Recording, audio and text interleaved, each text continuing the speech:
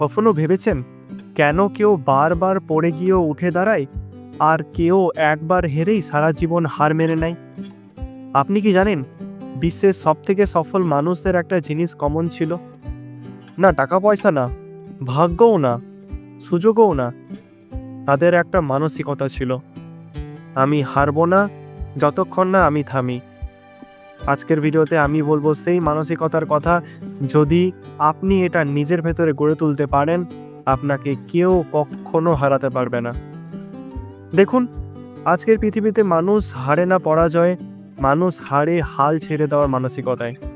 একবার চেষ্টা করলাম, হলো না, দুবার করলাম, ব্যর্থ, তৃতীয়বার আমরা বলি আমার দ্বারা হবে না। এটাই আমাদের সবথেকে বড় ভুল। আমরা ভাবি হার মেনে শেষ, কিন্তু সত্যি কথা হলো হার মানে একটা নতুন শুরু করার সুযোগ। এমনও হয়েছে নিশ্চয়ই, আপনি কিছু করতে চেয়েছিলেন কিন্তু আশেপাশে মানুষরা বলছে তুই পারবি না, আর আপনি বিশ্বাস করে ফেললেন। এই বিশ্বাসই তো আপনাকে মেরে ফেলছে। বাইরের নয়, ভেতরের পরাজয়ই আমাদের শেষ করে দেয়। এখন ভাবুন, যদি আপনি প্রতিবার হেরে যাওয়ার পরও চেষ্টা চালিয়ে যান, তাহলে কি হবে?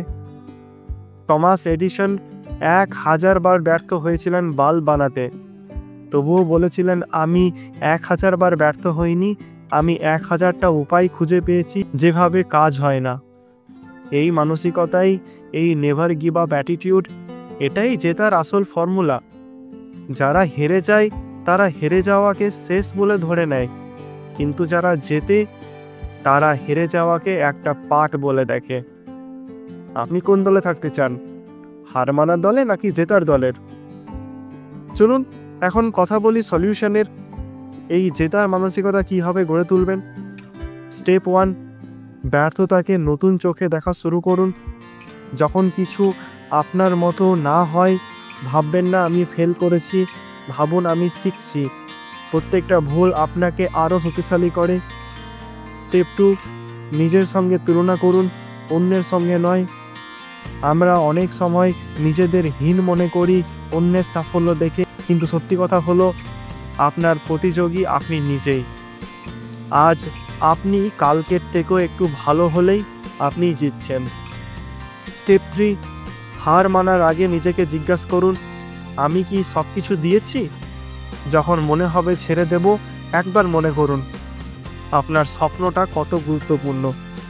একটা সুযোগ, একটা চেষ্টা, একটা দিন, এটাই হয়তো আপনার টার্নিং পয়েন্ট হতে পারে।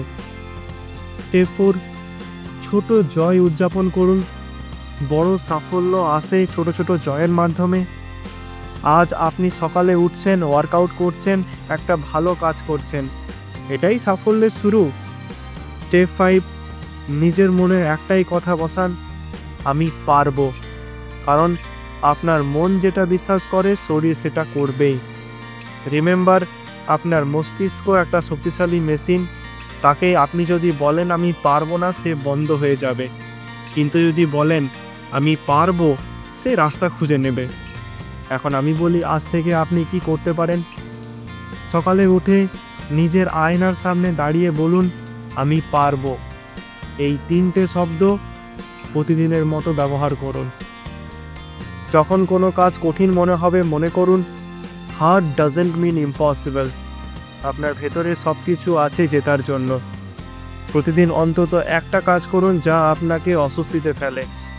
কমফোর্ট জোন ভেঙে ফেলুন, কারণ সাফল্য কখনো কমফোর্ট জোনে আসে না। একটা ছোট্ট নোটবুক রাখুন, যখনই আপনি হাল ছাড়তে চান সেখানে লিখুন কেন আপনি শুরু করেছিলেন। প্রতিদিন রাতে 5 মিনিট নিজের দিনটাকে রিভিউ করুন, কি ভালো হলো, কি উন্নতি দরকার, আর কাল কিভাবে আরও ভালো করবেন। এই মানসিকতা, এই নেভার গিভ আপ অ্যাটিটিউড যদি আপনি নিজের মধ্যে আনতে পারেন, তাহলে আপনাকে কেউ থামাতে পারবে না, না ব্যর্থতা, না সমালোচনা, না দুঃখ।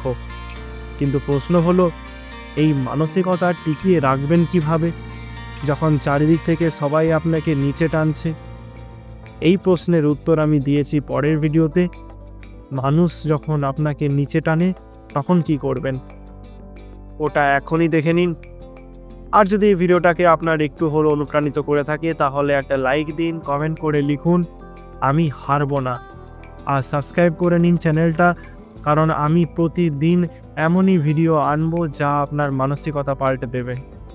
মনে রাখবেন, যে মানুষ হারে না তাকেই শেষ পর্যন্ত জিততে হয়। ধন্যবাদ।